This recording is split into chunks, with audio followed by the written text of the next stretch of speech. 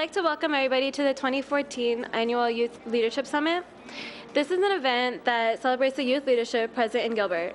Our generation is very lucky to have so many mentors that we can look up to and learn from, as well as peers that are literally changing the world, many of who we're going to hear from tonight. One of my favorite quotes about leadership is, "Don't find faults, find a remedy," by Henry Ford. I think that the difference between a leader and everybody else is how they handle a situation. Do they sit around and criticize, or do they try to find a solution? Do they find faults, or do they try to positively help a situation? A leader to me is someone who goes against what may be the popular opinion if it's the right thing to do. They're somebody who is courageous and brave, and most importantly, somebody who positively influences everything they do and everybody around them.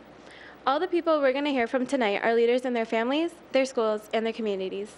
They're helping to bring a positive impact into their surroundings, and that makes them amazing leaders. Again, I'd like to thank everybody for coming out, and I'm going to hand it over to Noah Kelsch in order to present the invocation.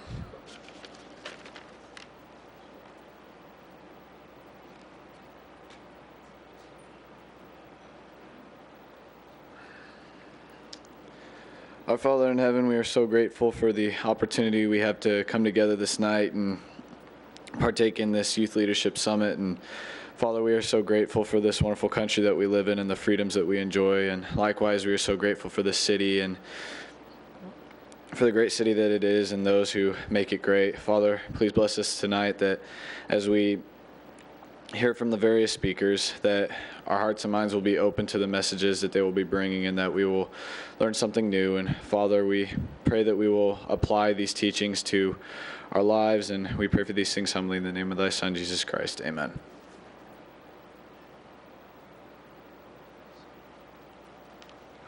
Now I'd like everybody to stand up for the Campo Verde JROTC to present the colors.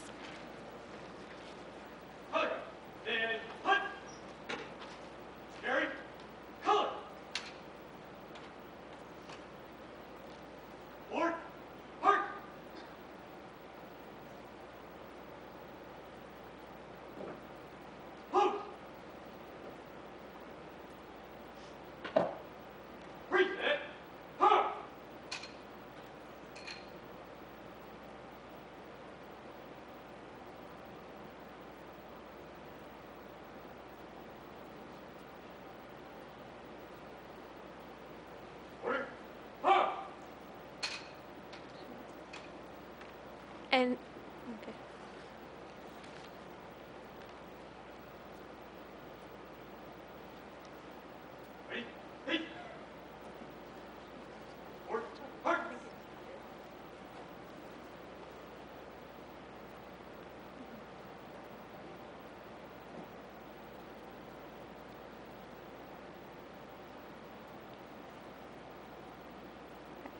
I pledge allegiance to the flag of the United States of America and to the republic for which it stands, one nation, under God, indivisible, with liberty and justice for all.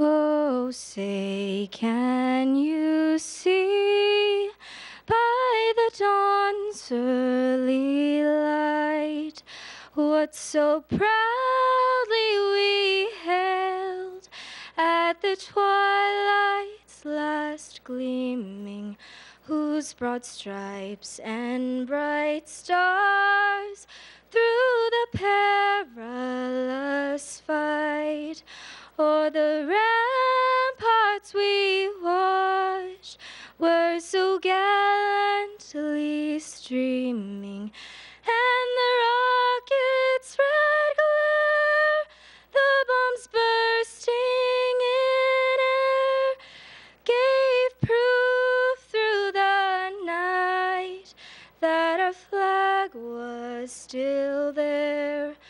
Oh, say, does that star-spangled banner yet wave o'er the land of the free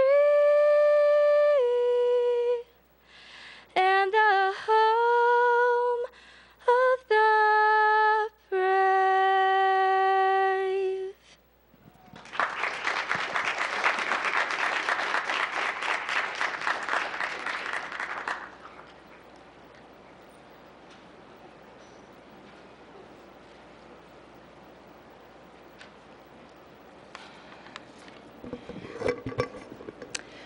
I just want to welcome everyone in tonight for our Leadership Summit.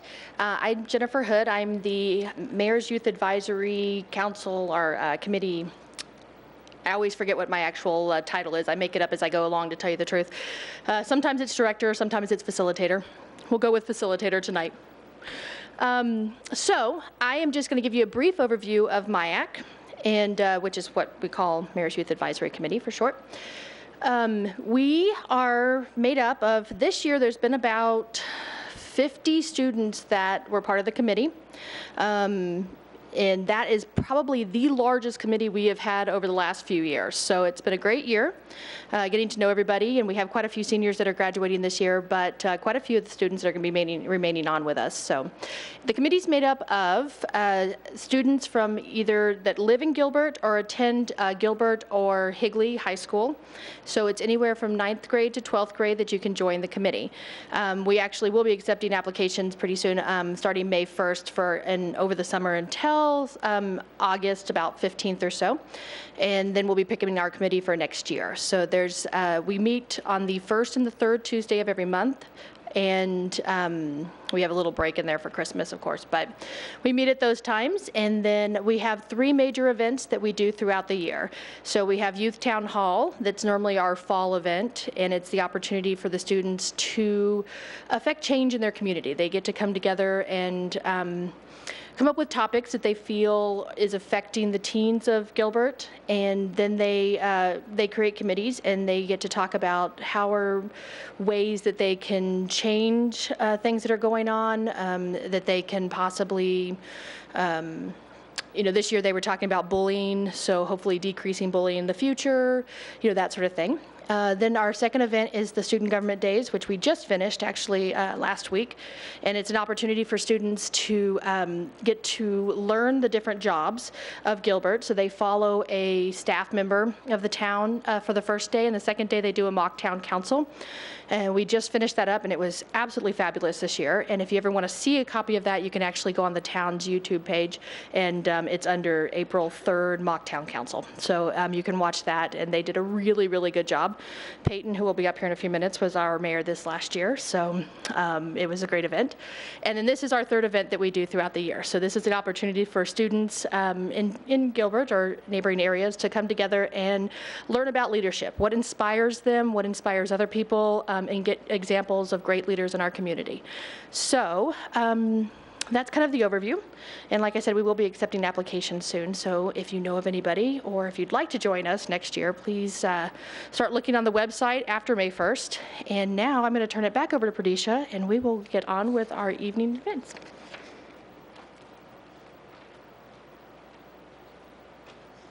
I would now like to invite our student school representatives to share quotes they believe embody leadership.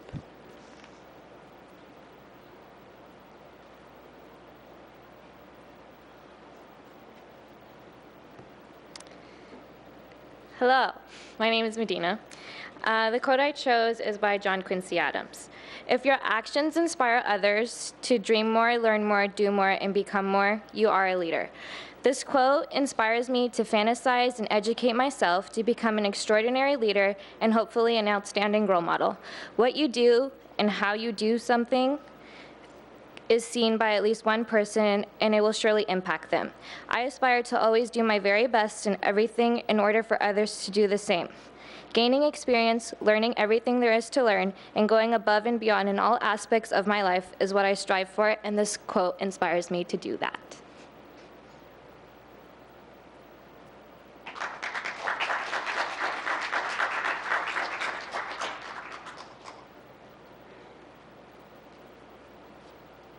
Hello, my name is Colton Cottle. I'm from Gilbert High School. My quote is from Earl Nightingale, and he said, "We become what we think about." Without dreams and goals, one will never succeed. This quote makes me realize that my goals are mine to accomplish, and I work hard in order to achieve them. This quote inspires me to dream and to set goals high enough that I must strive to achieve them with a continual effort. It is by this standard that I live my life, in order to become a successful leader and inspire others. Thank you.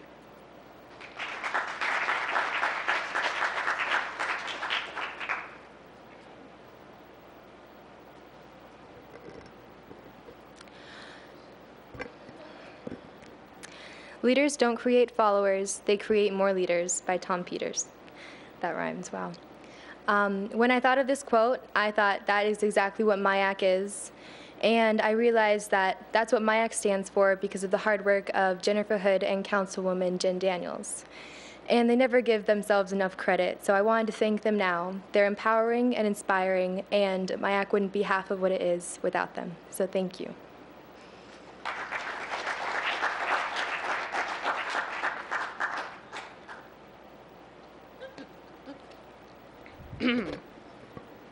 Hi, my name is Shannon Watson. I represent Campo Verde High School. I chose the quote, "Be the change you wish to see in the world." And I think I chose this quote to represent leadership because it is, in my opinion, the very definition of leadership. Because leadership starts with one person and a goal.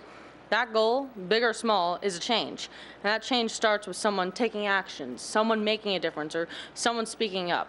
Difference between a leader and a non-leader is the action. A non-leader would watch something happen or stay content and not push for a change. In this world we live in, if you want something done or a change, you have to go for it. You have to do it yourself because no one will. A leader is a person that realizes this and they're not happy with the way things are and they want a change. The leader will push for this change and will not stop until there is. Determination is the fuel of the fire that is leading the flame that will never die if we always have people who are willing to be the change they wish to see in the world.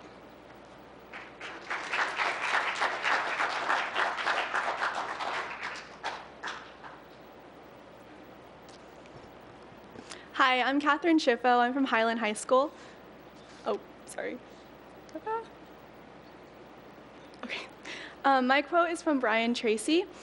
Become the kind of leader that people would follow voluntarily, even if you had no title or position. I think something that people sometimes forget is that leadership has nothing to do with fancy titles like being the CEO of a company or being the president of an organization.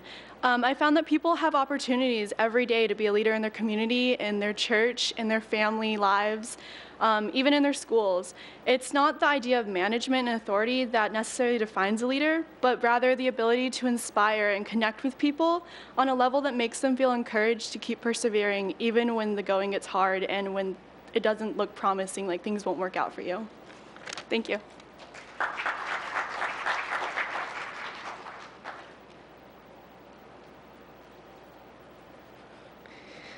My quote is from Steve Jobs. We've got to make the small things unforgettable. And this quote tells me that most people look at the main goal that they are trying to achieve, while a leader does the main goal and the small goals at the same time. This quote inspires me to go the extra mile and do all the small goals that I can in my life. Thank you.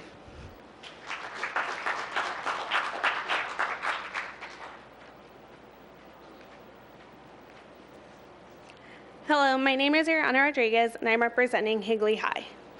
My quote was, "You don't have to hold a position to be a leader," by Henry Ford. I think that this quote is important because I think that it can be very misleading of what a leader actually is. I feel like everybody has an ounce of leadership that they can use to their credibility. Another quote that I found, E.M. Kelly elaborates on Henry Ford's, is remember the difference between a boss and a leader. A boss says go, a leader says let's go. It's very easy to tell people what to do, but it's really hard to earn the respect of other people and guide and lift others, and I think that's what a leader is. It's someone that is creating other leaders, not just followers. Thank you.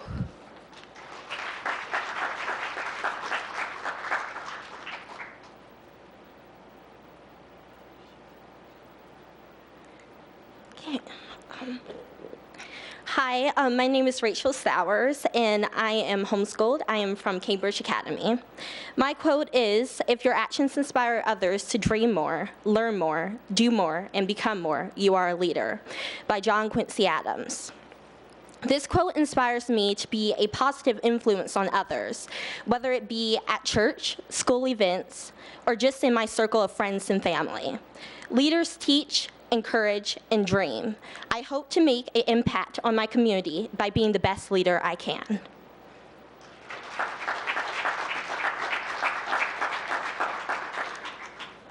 And now I'd like to welcome Josh Metzler from Gilbert Classical Academy, here to perform a musical number.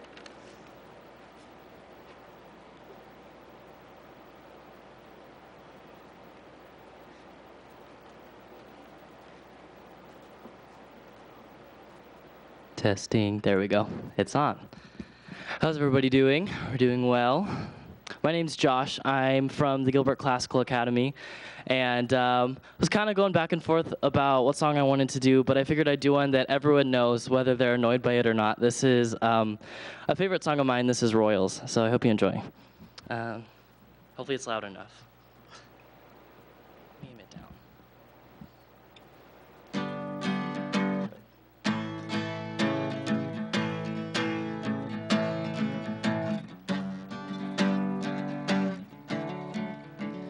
Never seen a diamond in the flesh. I cut my teeth on wedding rings in the movies, and I'm not proud of my address. In a torn up town, no postcode envy, but everybody's like gold teeth, gray goose in the bathroom, bloodstains, ball gowns, trash in the hotel rooms. We don't care. We're driving Cadillacs in our dreams, but everybody's like crystal Maybach, diamonds on your timepiece, jet planes, islands, tigers on a gold leash. We don't care. We aren't caught up in your love affair, and we'll never be royals. It's a run in our blood. That kind of luck's just ain't for us. We crave a different kind of buzz. Let me be your ruler.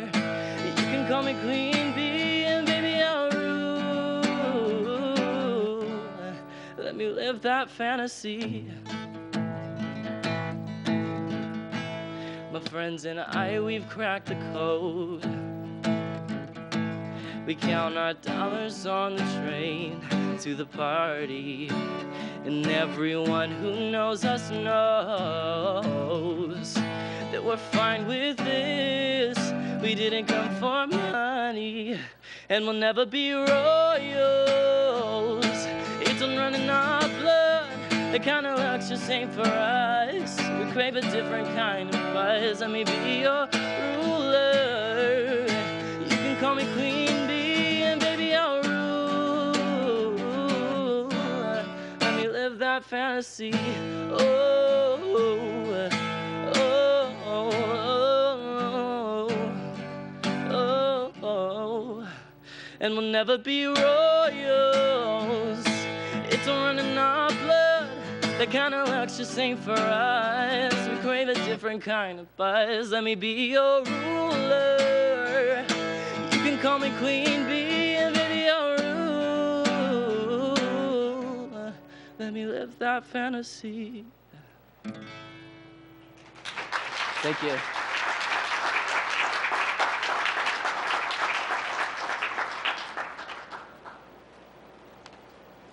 And now I'd like to invite another musical guest, Marianne Mulia from Mesquite High School.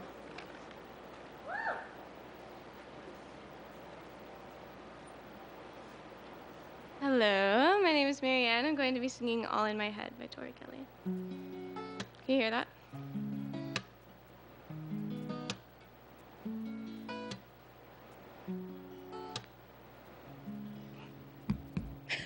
Like that? All right, good. Okay. I see you with her, and it crushes me inside. I guess I should stop thinking about you all the time. Maybe this is what I needed. Maybe this is a sign. Maybe I've been blind to reality. Baby, tell me every little glance my way. Every time you wanted to hang, you seemed so interested. Could you tell me, was it real or was it all in my head? Was it real or was it all in my head?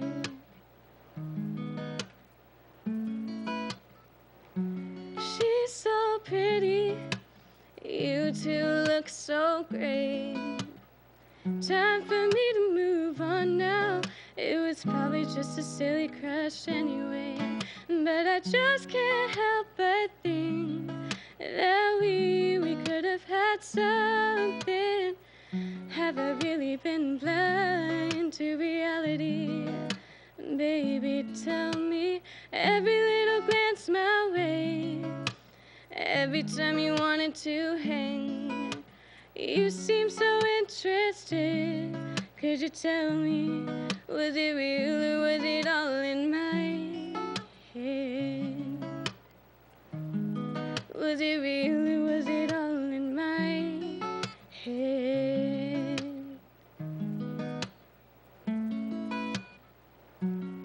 Was it real or was it fake? Was it all a mistake? Boy, I just gotta know, was it all in my head? All in my head? Did you ever feel the same? Was my mind just playing games? Boy, I just gotta know, was it all in my head? All in my head, every little glance my way, every time you wanted to hang, you seem so interested. Could you tell me, was it real or was it all in my head? Was it real or was it all in my head? Was it real or was it all in my head? Thank you.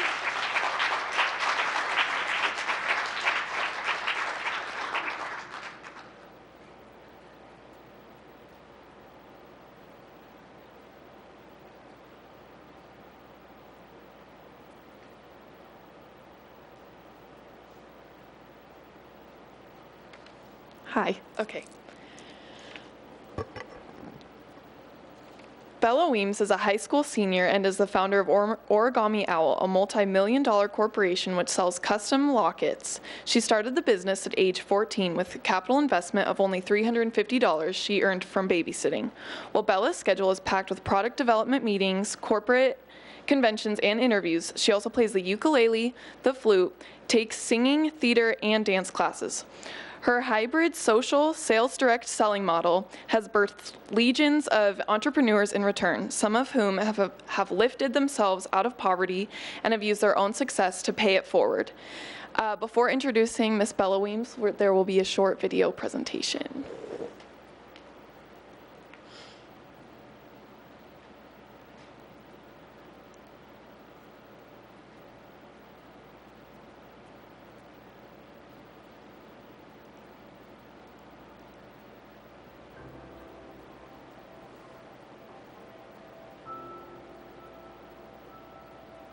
When I was 14, I went to my parents and I asked them, I was like, hey, I don't have enough money, do you think you could buy me a car when I turn 16?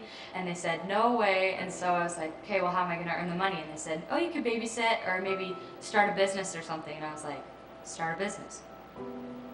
We were thinking of all these ideas and we thought, what if you could take the glass locket and personalize it with charms?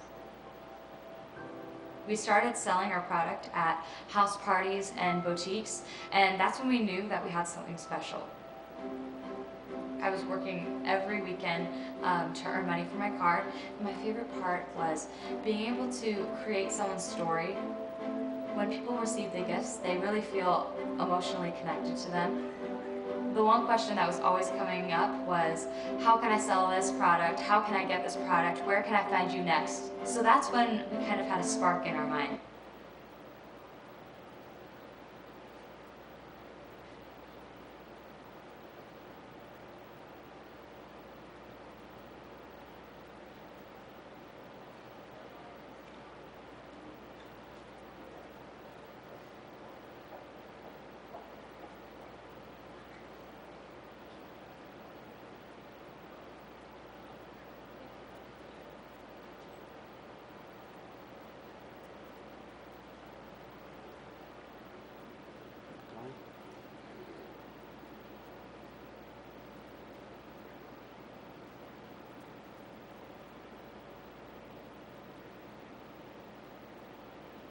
What can we do to give this opportunity to other women? We We opened it up as a direct sales company, which means that people could go online and they could buy a kit of our product and they could sell it themselves through home parties or jewelry bars, which we like to call them. I thought that was just an amazing opportunity for women, especially younger girls, to be able to start their own business and learn work ethic, kind of teach them responsibility of having to sell a product. After school, I would come into the office like so excited. That was something so fun to me, be able to help the designers and see what their needs were and see how their experiences were going with the company. Just fight through the storm. It's so hard for right now. Music is a really important thing in my life. I've always loved singing and writing music. It's really something that I'm passionate about, and that's one thing that I look forward to at the Origami Owl events, is being able to sing and play the piano for all those amazing women.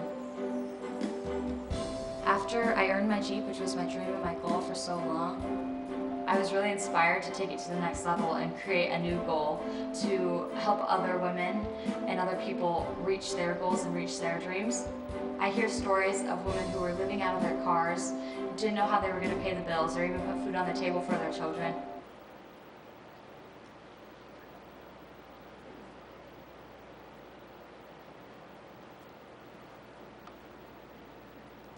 Something that's great is how a company that I started at 14 is changing so many people's lives. Why that moment was so special, I think, is because I've been working so hard.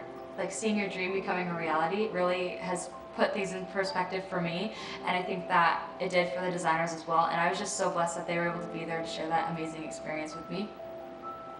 No matter what size your dream is, and no matter how young or how old you are, you can always reach your dreams just like I did.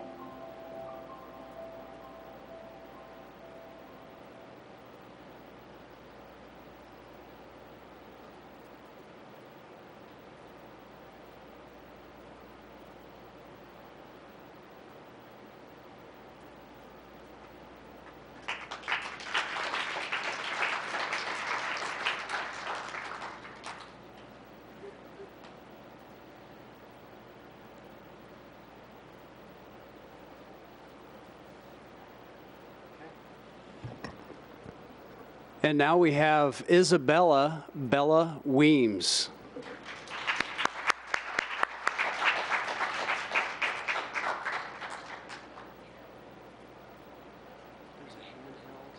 Thank you. All right. Is this thing on? Hello. Thank you so much for having me today. I'm so honored to be here. Just like you saw in my video, I took a small little dream that I had at age 14 and I turned it into a reality. And that's what I'm here to talk to you today about, is turning your dreams into a reality. And I know that a lot of times people have dreams like, you know, I want to do this, I want to do this, but they never really put it into perspective and say, I can do this, I can totally do this. And that's what I did. Along the way, I had a lot of mentors that were able to help me and help me grow my dream. And they really inspired me to take things to the next level. And there were a lot of challenges on the way while I was obviously starting this company, but thankfully I had many mentors who were able to help me. And I think a lot of times in life we don't really acknowledge the people who are right there in front of us to help us. A lot of times it's finding the right friends or hanging out with the right people, and you're able to start something so amazing just by the people who are around you. And a lot of the times people are like, oh, that looks so easy, it looked like it was just a breeze. And I'm like, are you kidding me? Because there's a lot of struggles that you'll encounter on the way, but you never can get discouraged from those things.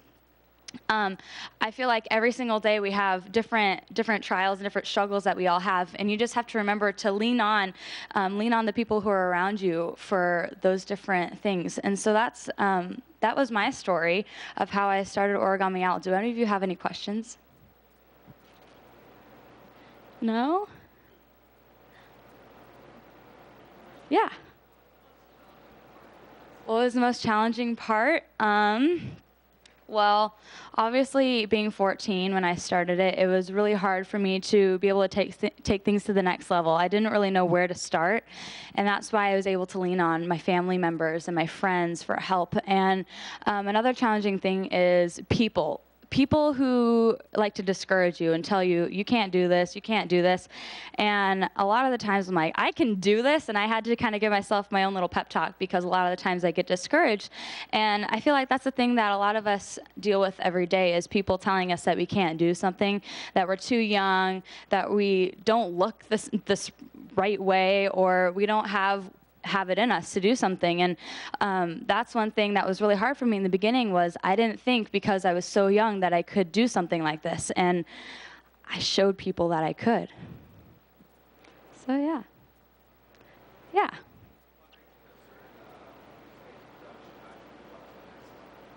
Sorry, what was that? Yeah, from going to my house, when I started at my house, so I was 14, and when I was about 15 years old, we launched it in the Chandler Mall right down the street. And we had a little mall kiosk outside of Abercrombie and Fitch, and that's where we had it for about a year and a half. And we kept it there, but then after about that year, we actually took it to the next level and opened it up for a direct sales company where basically women and men of any age, well, 12 and up, with a parent consent, could sign up online and get a kit of our product. And so we basically took it from the mall kiosk all the way up to now there's about 65,000 people who sell it every day in the United States. So yeah. Any other questions? Yeah. What am I planning on doing in the future? Well, I'm actually looking at colleges right now. I'm not quite sure exactly where I'm going to go because that's a big decision. I don't know, it's a lot of pressure. And after I look at colleges, I'm hoping to just stay with the company for a while. Any other questions? I like answering questions. Keep them coming. Yeah.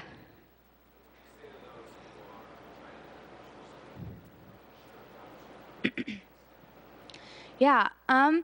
Just never give up, because there's a lot of times, like I was saying, where people are going to be like, you can't do that, you can't do it, you're too young. And you have to just show them, you know what, I can do this. I can stand right here and show you, because a lot of people don't really think that us young people can do something like this. And that's why I just like to talk to people like you guys, because you guys could totally do anything that you put your mind to, and you just have to believe in yourself enough to do it and take it to the next level. Any other questions? Yeah. Origami Owl. Well, I noticed that there was a lot of custom jewelry in the market. Do you guys remember those like little charm bracelets? The little like, I don't know, the girls will probably remember them. At Claire's, the little like claspy ones, they're silver. I don't know, you guys probably think I'm stupid right now. They were little claspy charm bracelets, and I noticed like everybody loved those. Everybody loved personalized things. And I saw that was a big hit at the time, and so that's why I thought that it'd be cool to open up something that was personalized for you, who you are. And the Living Locket it tells your story of who you are and what things you like to do, and that's why I thought that would be the best thing for me to start, is a locket or jewelry company. Yeah. What's in my locket? That's a good idea. That's a good question. I have a B for Bella. I have my birthstone, and I have a little heart today.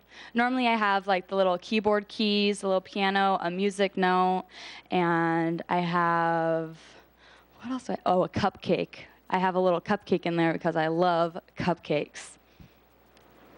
Yeah. Sorry, I cannot hear you. How many necklaces do I have personally? Oh man, don't put me on the spot here. I have a lot of necklaces. I probably have one in every color and all the charms. I like to mix and match them. I'm a mix and matcher. I don't like to wear the same thing every day. Well, necklace-wise, I don't know. I like sweats and t-shirts, it's nice. Yeah.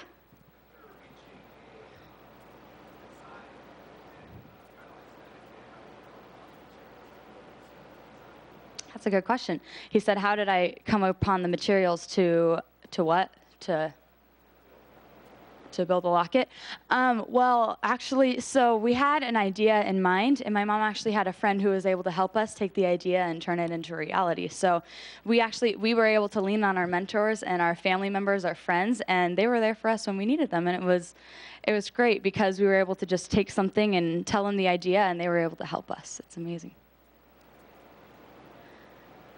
Yeah.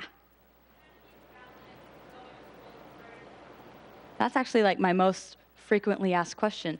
How do I balance school and running a company? Well, I don't run it personally myself right now. We actually have hired on a CEO. But in the very beginning, balancing school and a company, it's been definitely one of my biggest challenges, being able to go to school full-time. I'm a full-time student, and I definitely take education very seriously. But also running a company at the same time is very hard because there's a lot of times where I don't get to be there for every single meeting, for every single thing that happens, and I kind of fall behind. But I've always tried to keep a schedule and stay ahead on my schoolwork. Yeah. The name, Origami Owl. So there's always been origami in our house, and I love owls. I know that sounds so cliche. I love owls, woo! But no, really, I love owls, and there's origami in my house, and so it just became Origami Owl. One day, my mom and I were talking, and we were like, what are we going to call this little shindig? What should we call it? And she was like, I don't know. What do you think? And I was like, well, I could call it this, this, this. And she was like, I don't know. What about origami? And I was like, owl. And she was like, yeah, that's good. And we stuck with it ever since then because we really didn't think it was going to be anything bigger than, well, I mean, we didn't think it was going to be what it is today. But we love the name. We think it's whimsical and wise. So it's fun. Definitely fits. Is there anyone else? Yeah. How has it changed my life? Well, in the beginning, it was smaller, so not a lot of people knew about it. But now that a lot of people know about it, it's definitely changed my life in many ways. I get to travel a lot and talk to a bunch of different groups, and I also get to be a part of amazing organizations. Actually, Origami Owl just partnered with this amazing organization called Child Help, and I don't know if you guys have heard of it, but it's an amazing thing. You guys should all look into it. It's called Child Help, and what it does is it helps kids who are being abused, and we actually are trying to partner with them to start this program called Speak Up, Be Safe, and so it's definitely amazing because I get to help change people's lives, and I also get to help now kids who are being abused. So it's been amazing. It's an amazing journey. Anyone else? No? Yeah. The most important quality in a leader. Ooh, that's a good one. I think confidence is one of the most important qualities because if you're not confident in yourself, then there's no way that you could tell other people to be confident in themselves, themselves. I don't know. Confidence is definitely key, a key to being a leader for me. But also, I would say responsibility and trustworthiness. Because if you can't trust somebody, then they're definitely not a good leader. I don't know. Hi. My definition of success. Nothing is impossible.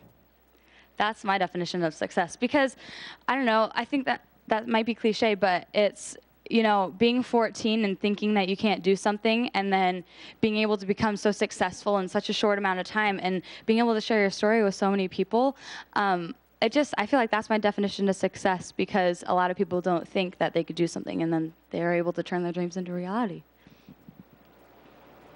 Yeah.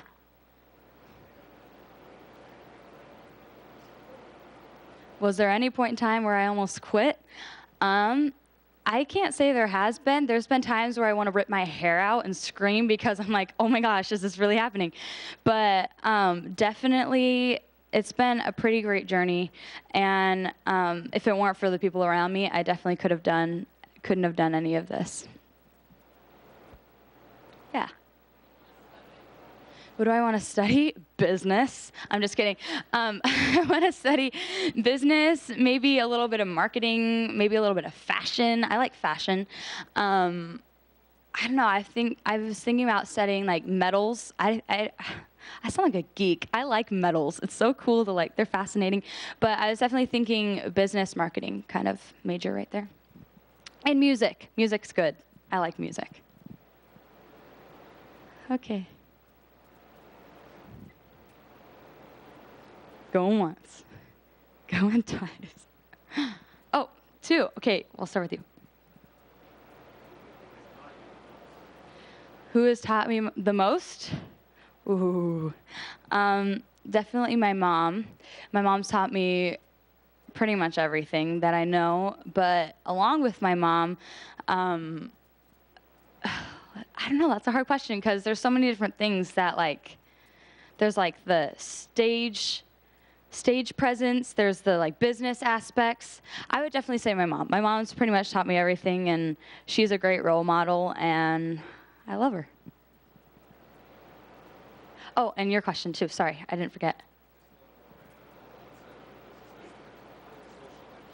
Has my social life changed? People love me. I'm just kidding. That was a joke. My social life has changed because, well, I haven't had a lot of time to do all the things that I want to do because a lot of the times I'm traveling or a lot of the times I'm studying for tests or something. But my social life has definitely changed since then, since I started the company. Well, thank you so much for having me, guys. You guys have had a lot of awesome questions. Any other questions before I go? Yeah. Is there any guy lockets? We call them lockets, man lockets. Just kidding, that was a joke. But really, we have this locket. A lot of the guys wear a black locket. It's not silver, but black. And it, they like to put like their initials in it, which I think is kind of cool. And they wear it with this awesome black ball chain, and it looks really awesome. And I love it when the guys wear the stuff. I get so excited. I'm like, yeah. But there's actually a lot of guy designers right now. We have quite a few, and they've signed up, and they're doing awesome. So they're pretty cool. All right. Any other questions? No? Okay, thank you so much for having me, and yeah.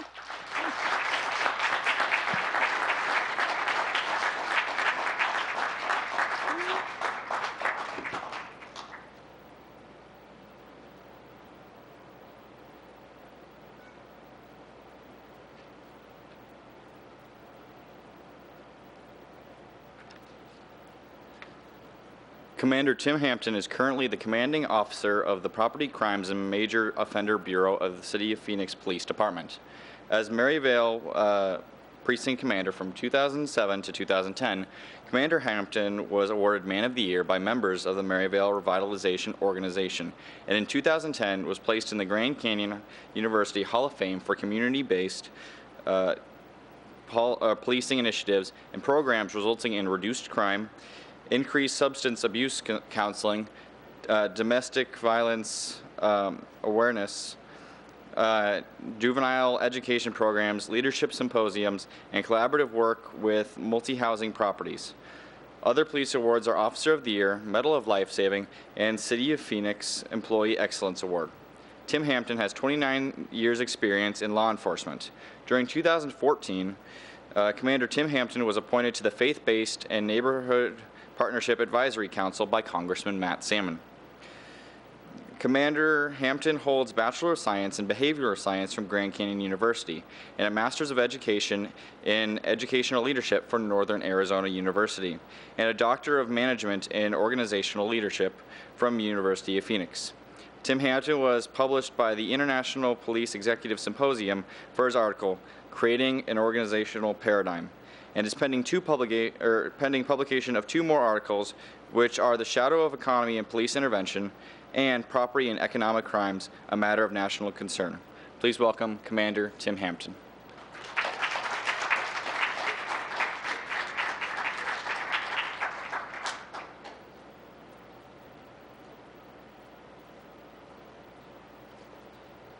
Good evening. I'm with the short people. I'm going to put this down here. Is that cool or what? And I don't know if I want to follow Bella. She is amazing.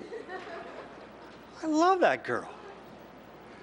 First of all, Mayor John Lewis, council members, proud parents, and most important are the students. I cannot tell you how important this is to see students sitting here wanting to become leaders in the United States of America. I have served my country for 33 years in the Marine Corps as an adult probation officer and as a police officer. And those were the most rewarding, the most exciting days of my life. You talk about passion. I was watching Bella up here. You could just see it exude from her, right? Isn't that neat? That's what we want to do. And we're going to talk about passion tonight. But first of all, I just want to acknowledge the very fact that you all had to go through a process to sit here tonight, that you've attended a Gilbert Council meeting, correct? You've gone to Youth Town Hall and Student Government Days, and it's all culminating tonight. Well, let's give you guys a hand.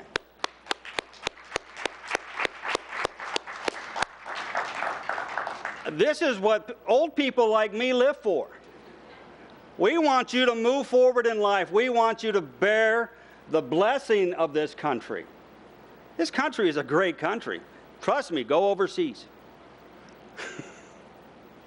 I'm going to talk about three things tonight. And I'm telling you, these three things will guide your life. And it really doesn't matter what your age is. You could be 7 or you could be 97.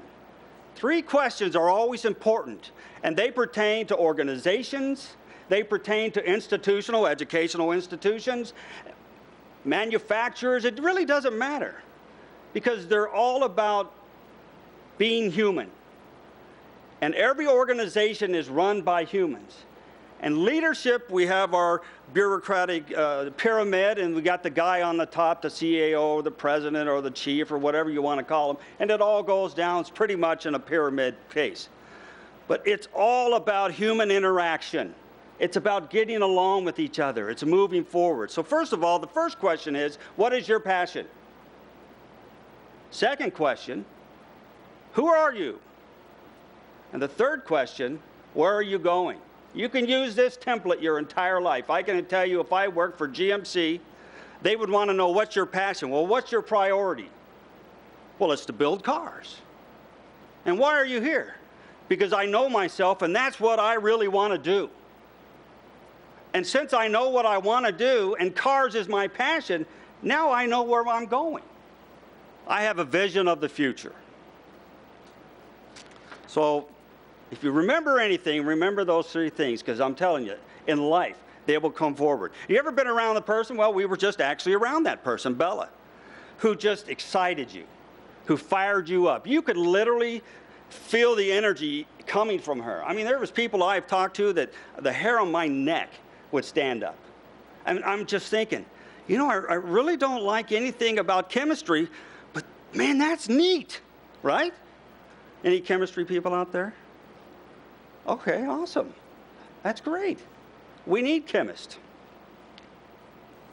Trust your instinct. Find your passion. Find out what you love. Life is much too short. I talked to some people in my life experience, and they just drudge through life. Sometimes you drudge through school. Well, why? Because we need to find our passion. I understand that school may not be the most exciting things at times, and we all said the same thing. I will never use that a day of my life, right? Trust me, that day will come, and all of a sudden this thing's going to bolt out of your head. I remember that. I learned that my junior year at Gilbert High School, right? Well, it will. Trust me. Let's talk about passion. Passion is any powerful or compelling emotion or feeling. Hegel declared nothing great in the world has been accomplished without passion. So what is that? Passion is a driving energy. Kouzes and Posner, they said, when we talk about what we love to do, gain a deeper understanding of others, share more intimately, and truly enjoy the interaction, our energy and passion are contagious. So number 2, passion is contagious. Why do you think they have cheerleaders at football games? They got to get people fired up. Everybody knows somebody in school. They're just kind of the effervescent whatever, butterfly that goes around the room and just gets everybody fired up. You got that? Or the team captain or whatever? We know those people. We like being around those people. Hume stresses that passion motivates us to exhibit right or wrong behavior. And passion is more central to ourselves than ethics and philosophy. This passion drives us to selfless action for a greater good. Passion is not amoral, passion is moral. And finally, Maxwell states, nothing can take the place of passion in a leader's life. The fourth thing, passion empowers. And if you remember Bella talking, she said all three things: energy, contagion. It is a moral drive, and that it empowers. Look into yourselves and determine what greatly motivates you. Something that just thinking about it loves it. You ever gone to, at work I see doctors and nurses and cops. I love cops. They're great guys. We can be a little ornery. We kind of get a little goofy, but after, we're okay. Just ask my wife, you know, she tucks me to bed at night, and you be a good boy, and you do what you need to do. And we're not all bad. But I talk about police work all the time. I'll go to a hospital, I'll talk to the nurses, and that's all they can talk about, is this procedure and that procedure, or I talk to lawyers, and all they talk about is, oh, this was great. We had the preliminary hearing, and the guy pled to this, and we got him to cop to this, this, and this, and I got him on 16 felonies. It's a passion. Let's find that passion. And here's what I thought about talking to you. I just thought, well, let's talk about that for a minute. What is it? Well, for some people, it's different. For some people, you talk about something, it just makes you fired up. You get happy. Some people even get giggly about it. Serious. It's usually the people in chemistry. No, I'm kidding. Or more importantly, there's some people who have a strong resolve. I'm going to do that.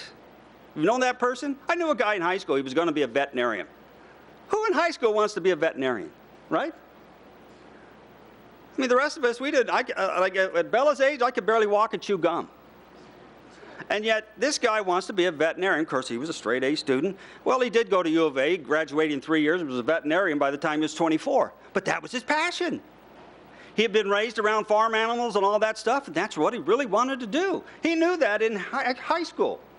So it's not too early to find out that passion. And then another way to know it is more than that strong resolve, is that it sometimes will bring tears. You ever watch those Hallmark commercials? How many times I have cried at those Hallmark commercials, right? Because it touches a very sensitive part in your life, something that matters, a friendship, a love, a desire, a passion. It actually stimulates you, and internally you explode into tears. Well, that's how the passion that you want to find is what I'm going to do the rest of my life. Because I'll tell you what, once you find that passion, it's no longer work. It is a joy. I can't tell you, for 24 years, I still look forward to going to work, and I still like putting bad guys in jail. I am well over 50 years old, and it's a good thing. But that's okay. That's my passion. My mom, she was a school teacher for 30 years. That's all she ever talked about. She called it a calling, something I am meant to do. Whatever that is, what do you want to be? Is it performing arts? Is it the sciences? Is it sports? Our passion is generally different from others because it permeates from our very inner being. Our passion comes from inside. You don't go out and get passion. You can't purchase passion. It is something that bubbles up on the inside. Our passion permeates from our inner being. It mirrors our perception of life generally. It contributes to the talents and skills we possess, making us unique from others. We don't all want to be the same, right? Divergence is okay. That was a good movie. Anybody see that movie? Okay. Divergence is good. But we don't all want to be the same. I think maybe God made us to be individual. It's like everybody can't be the mayor. Who's going to do the sanitation? Who's going to teach the schools? Who's going to do the policing? Who's going to be the fireman? Who's going to be the librarian? Who are going to be the people running the front office? But if you find people with passion who believe in the same thing and are going the same direction, it's amazing what you can get done, and that's at finding your passion. Remember, nothing great in the world has been accomplished without passion. I can't tell you the first time I was in the Marine. I played the piano for 8 years as a kid. I loved it, but it wasn't something I wanted to do. I loved sports. I got broken up, so I couldn't finish. My GPA in high school was 2.1. Is that good? Moms, there's hope for your sons. Anyway. I got in the Marine Corps, I loved the Marine Corps, but you know what? It just wasn't something I just felt like I wanted to do the rest of my life. I was an adult probation officer. But let me tell you, the first night I went and was on duty as a cop, are you kidding me? I could have done 40 hours straight. I mean, I loved it. This was what I wanted to be. I was over 30 years old. I'm a late bloomer, yes. But you know what? Better late than never. But I'll tell you what, after that first shift, I was impassioned.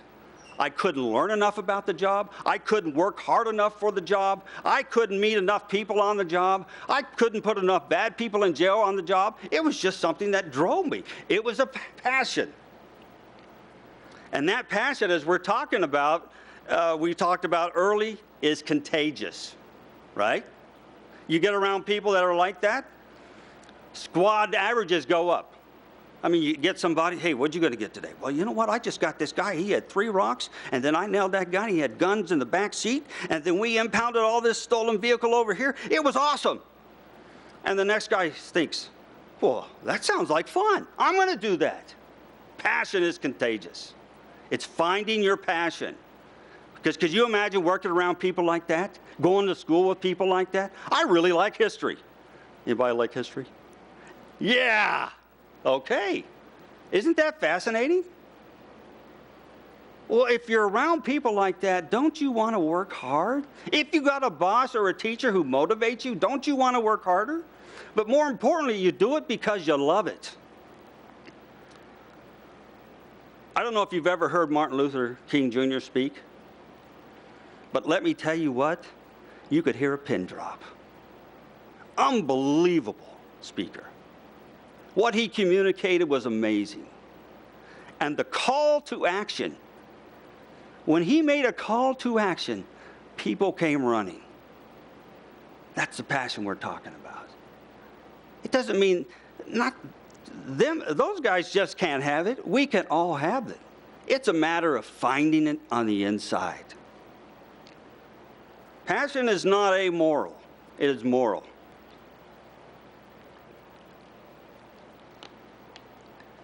We are living at a time today where morality is very critical to the future of this country. I don't care what anybody says. We have got to make a line and draw a line, right and wrong. I guess being a cop for all these years, to me, it's a way of life. I know if I lie on my job, I'm fired. I'm serious. If I lie on court, I put on the Brady list, the county attorney throws me in there, and I'm done. My career is over. Morality is something that is very critical to the very infrastructure of this United States. And passion that leads you to pursue forward is moral. It drives us.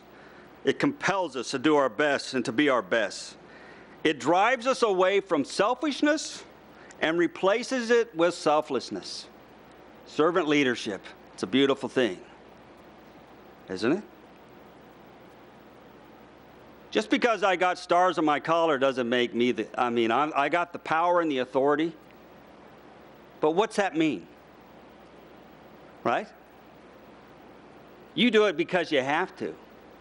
But if you want to be a leader, I want you to do it because you want to.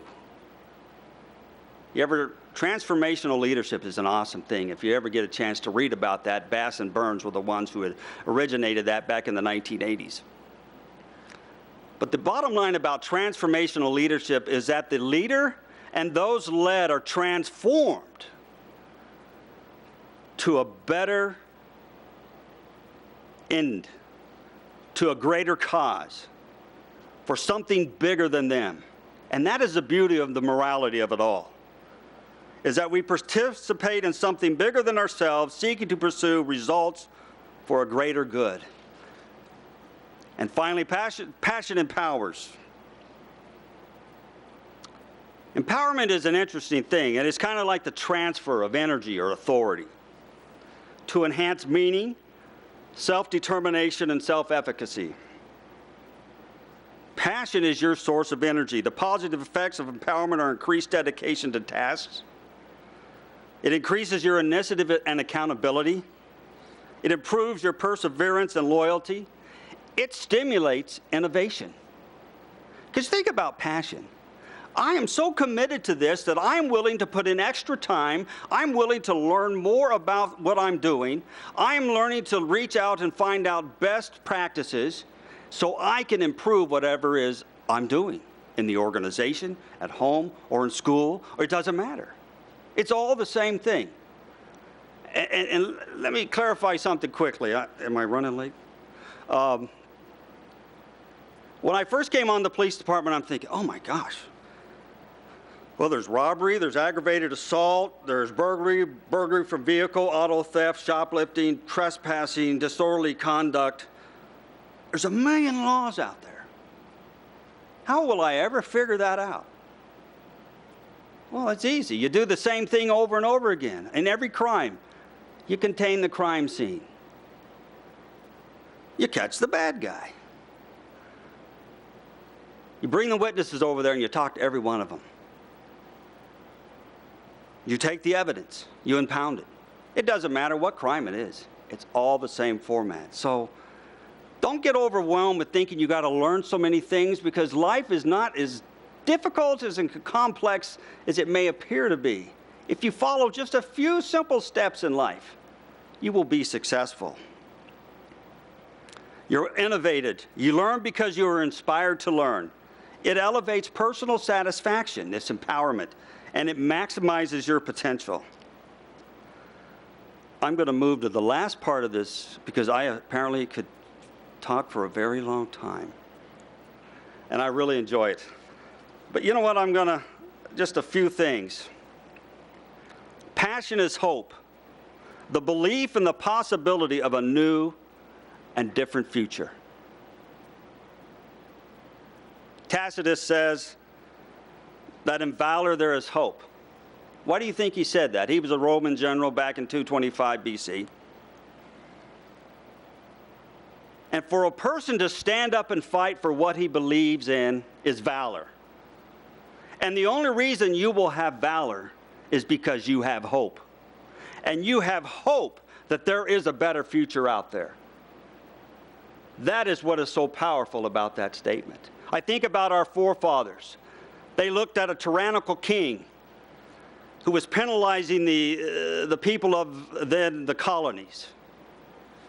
And they got together and a main thing emerged, and it was, I see this country in a new light, being operated under laws that are just, fair, and equitable. They had a hope of a future. And by coming together, because you can't ever do it by yourself, they were able to materialize that hope into a reality. And this is what it is about your life. You have this passion. Where am I going? What do I love? I see myself as this. Me, I saw myself as a cop. I loved it. So I had the hope that my life and my future could be changed. I took the actions, and as a result, what I hoped in was materialized. And that's what you need to do in your own life. Find out what's important, because you could use your actions, your power of passion, and you can change and materialize that into your future life. I'll leave Hobbes out of this. He's an old philosopher.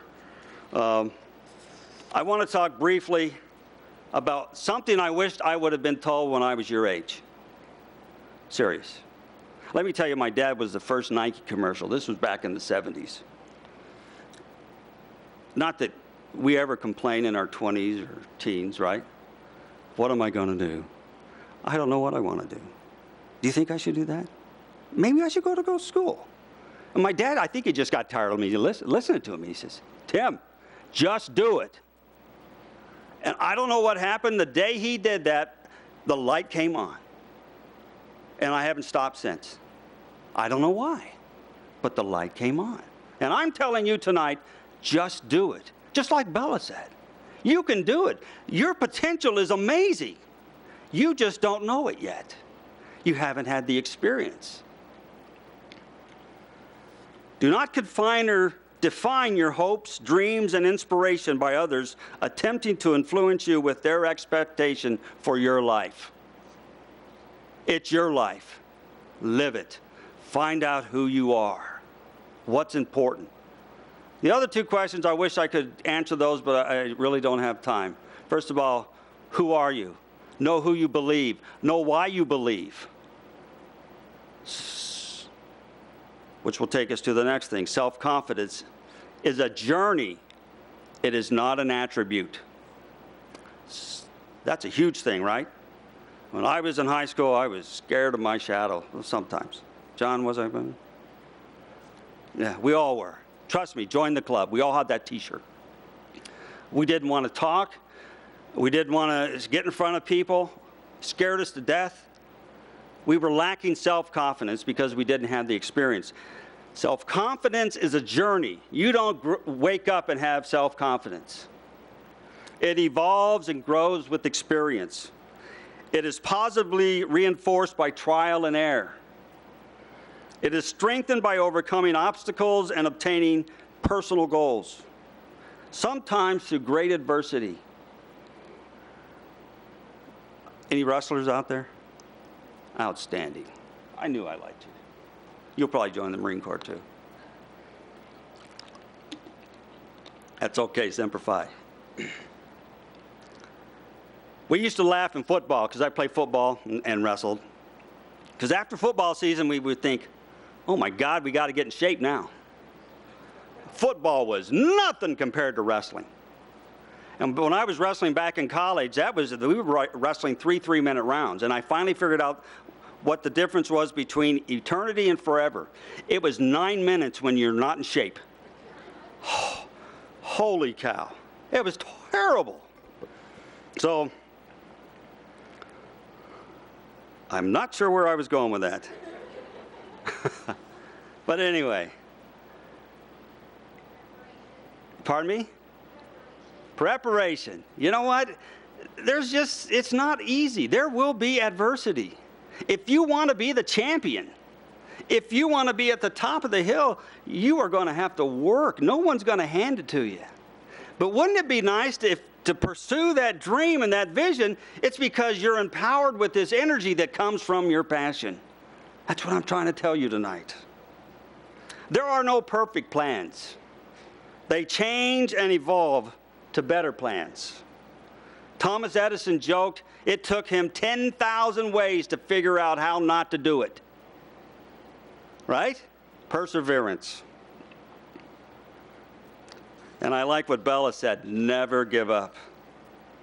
Overcome your instinctual need to conform to the group. It's instinctual. You'll learn that, or you've already learned it. You be you, not a mirror of them, if you know what I mean. You know what you believe in, why you believe it, not because it is politically correct, not because it is politically fashionable, not because I want to be a part of the crowd so they will accept me. You know why you believe, what you believe, and why you believe. You dig deep. You research books. You ask those hard questions. As a professor, I'm an adjunct professor at NAU, and the hardest thing, the best thing I want to do for my students is to give them the pros and the cons so that they can come to their own conclusion. And do not read and study just to justify your own bias. Learn both sides. Because I'll tell you what, when adversity comes, You won't falter. You will stay the course because you know why you believe in what you do. That's the leadership we're wanting to obtain. That is the leadership that we need in the United States of America. That is what we desire. Think about that.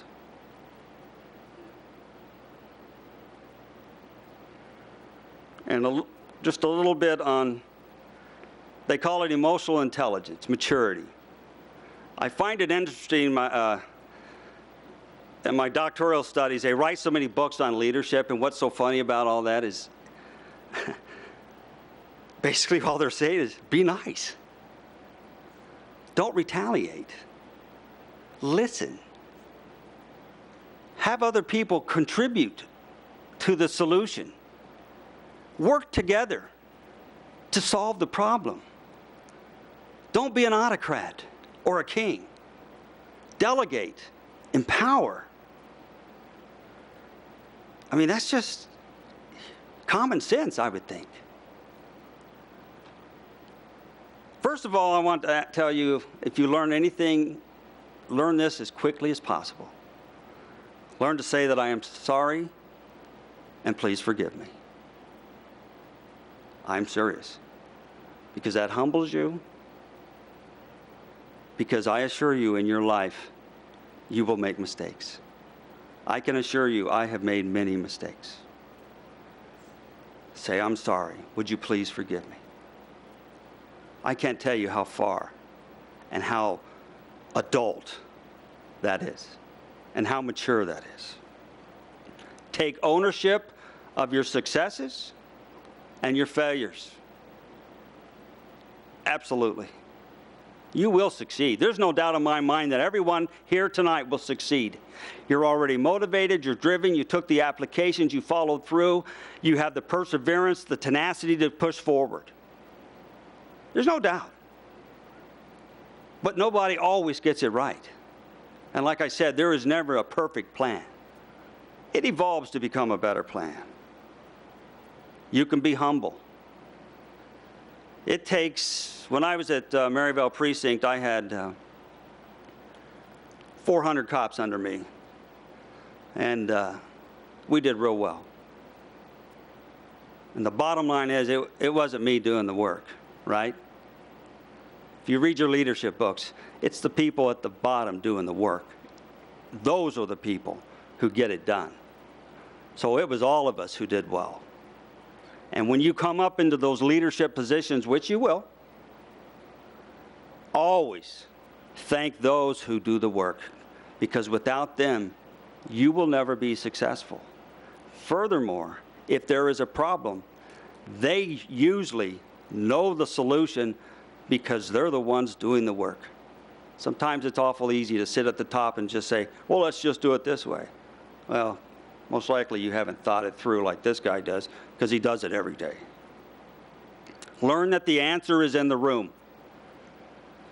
That is team playing. That is working together to solve problems. A true leader uses corroboration of the many to formulate a plan to achieve the vision of the future. I just want to thank you again tonight for permitting me to speak. To me, it's an honor, and more than that,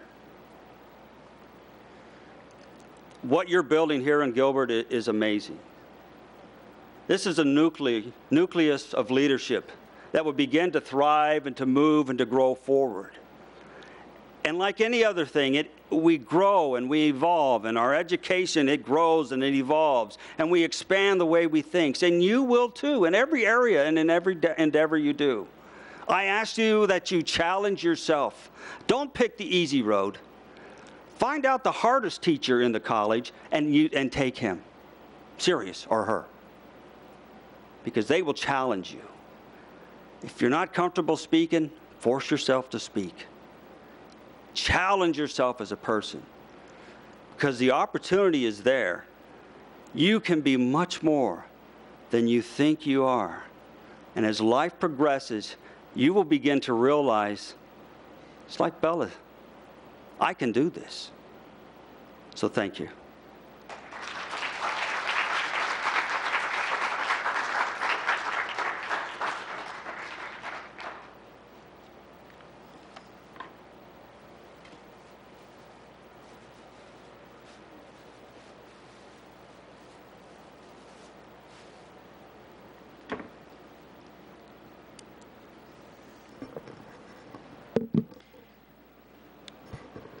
leadership is ice cream.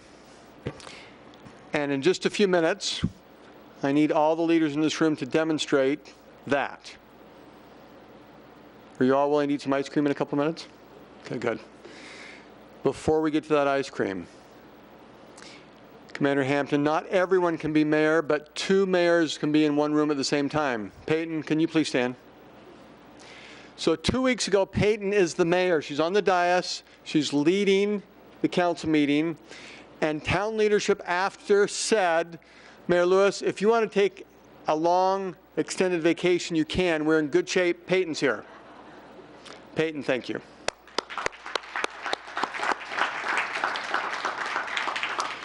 One announcement as you go out.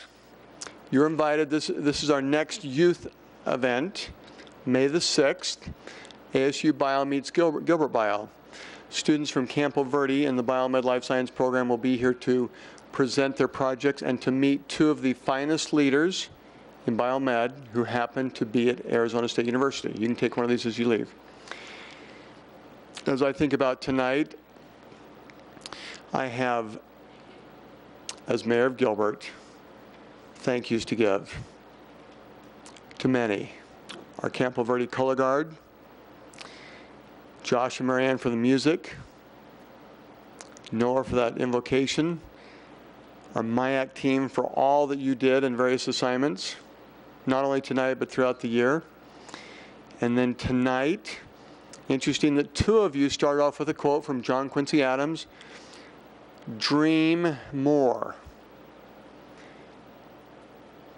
And then Bella, she said, tonight I'm going to talk to you about turning dreams into reality. And then we got this question about success. And Bella said, well, I define success as nothing is impossible. Now, there was not a quote tonight from Walt Disney, but some of you have heard his quote before. It's kind of fun to dream the impossible. And so part of tonight, a group of leaders have come together to dream more, to turn dreams into reality, to do the impossible. And we've got the right leaders here. And you've inspired us tonight, and you've got more to come. It's as if it's track season. We're about to pass the baton to you, and you're ready to take it and to run. To Commander Hampton, 3 important questions we will remember. What is your passion? Who are you and where are you going? 3 great questions, and as we know, often in life when there's a question, there's pondering, and then there's action. Now, in closing, I'd like to show you something from the Lewis backyard.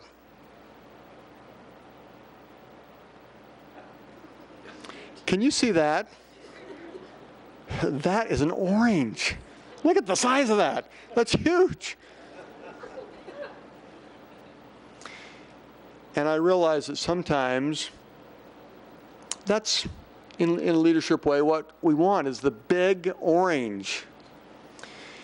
And the day that was picked, though, was a day that my assignment was to go out and pick some oranges so that we could have juice at the breakfast table. And I had some other oranges and some that were smaller, and I started to cut them, and I realized, as you would imagine, the best oranges for juice are the little ones because they're filled with juice. And there were a couple of oranges, not quite this big, but almost, and I cut them open, and they were really thick skin, and they were kind of dry inside because they got big, and the juice was gone. But it's still, in our dreams, nice to think big, but there's a reminder. It's the little things in life that get us there. And I didn't know it, but my senior year in high school, and I'm not going to give you all the details because I didn't even know this until about 10 years after graduation, that someone in my graduating class came up to me and he said, "You don't know this, but you saved my life." I didn't know what he was talking about. And so he went on to explain that there was a day in the hallway in high school where I just did one little nice thing in his direction. And I didn't even know it. And so tonight, and then tomorrow at high school and in your various schools, you may do likewise. And it's called leadership. And it's little leadership that sometimes can become really big leadership. And I wanted to show you someone, in addition to those tonight that have inspired me. A month ago, I went to a community activity. I didn't know 9-year-old Logan, but as I learned about him, I was impressed. Logan, for the last 2 years, has had a rough time. 2 years ago, a virus that the doctors could not explain what it was, a virus was taking over his body, and they were not sure if he would live. He lost a leg, he lost an eye, he had to have a kidney transplant. He had a rough 2 years. This is 7-year-old, 8-year-old, and now 9-year-old Logan. Some of you have heard of Make-A-Wish. The Make-A-Wish Foundation tries to come in and help, especially youth, when they're about to die. And a wish that they provide is, what can we do to just cheer you up and cheer up your family and give you something before you die that will just bring happiness? And often a Make-A-Wish is to go to Disneyland with the family, to go to Hawaii, to do something that is a wonderful event that is memorable and a great event before maybe someone in their youth might die. In Logan's case, they finally found the cure, and he's going to live. And still a lot ahead of him, and he had to learn how to walk again and ongoing dialysis. But when Make-A-Wish said, we still want to give you a wish, Logan said, well, I've got not a big wish, I've got a little wish. Is there any way that my wish could be that we could have a playground in our community park so that everyone could play? Now, from a community perspective, that's quite the wish. That's maturity. That's leadership. 9-year-old Logan was very inspiring to me. And so as we end tonight's Youth Leadership Summit, we're going to invite Logan to just join us for a couple minutes so that the news clip that they did to summarize what Logan did, let's show it. And then we'll get into the final aspect of tonight's leadership, ice cream.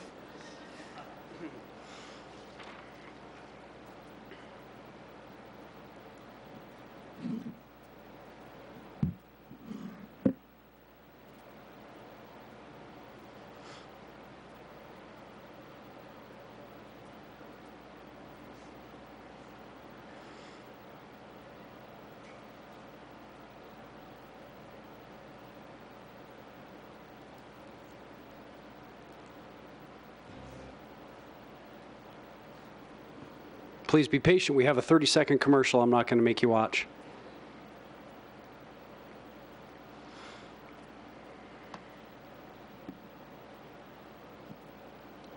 We'll just look at that orange for 20 more seconds. You can carve it for Halloween.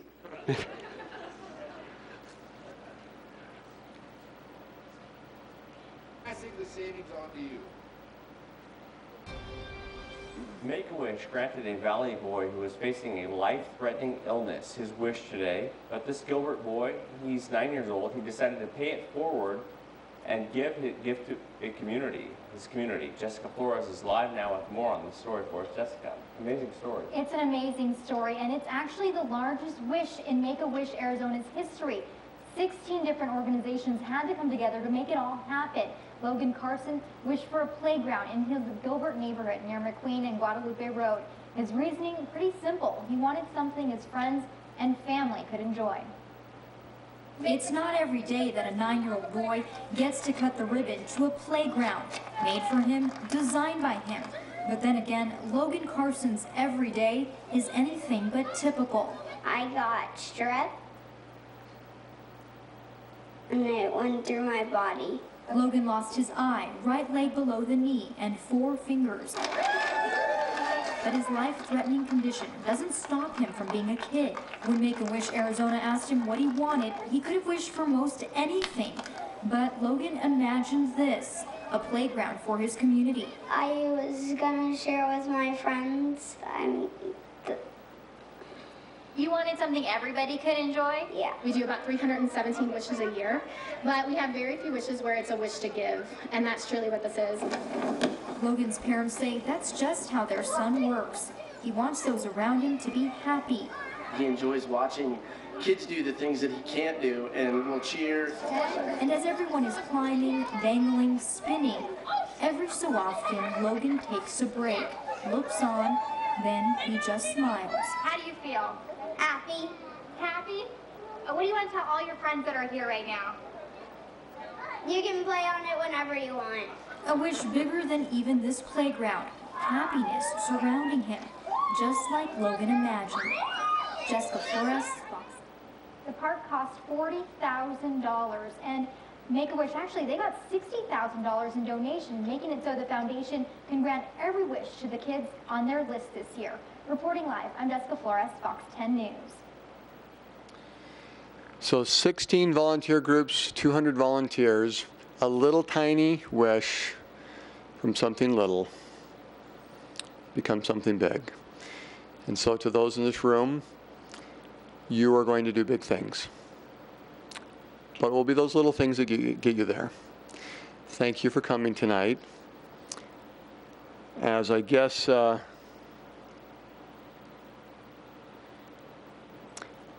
last 2 words, and we'll put it on the slide by way of instruction.